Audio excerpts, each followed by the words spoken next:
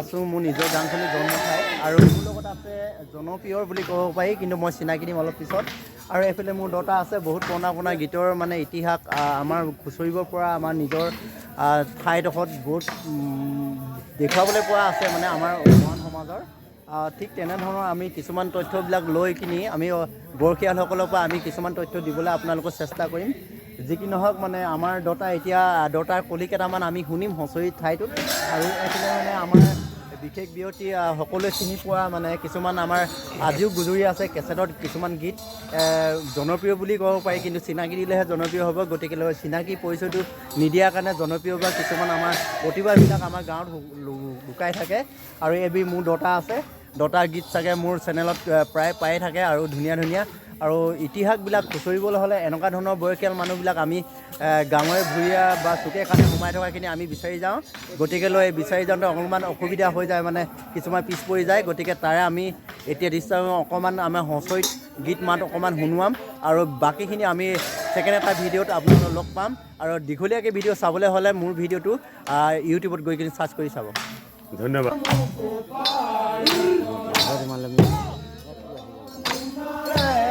উঠিব লাগিব যে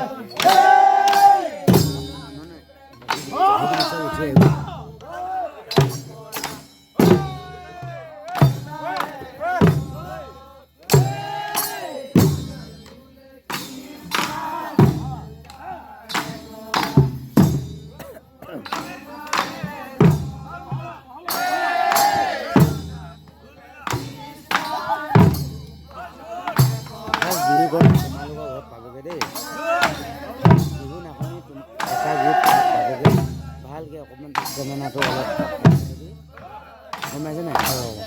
বিহু বনাওঁ গোট বানাখন মানে 5টা গোট বনাব, তেতিয়া এটা গোট তাতে ডাইৰেক্ট হ'ব, এটা ছেটিং কৰিব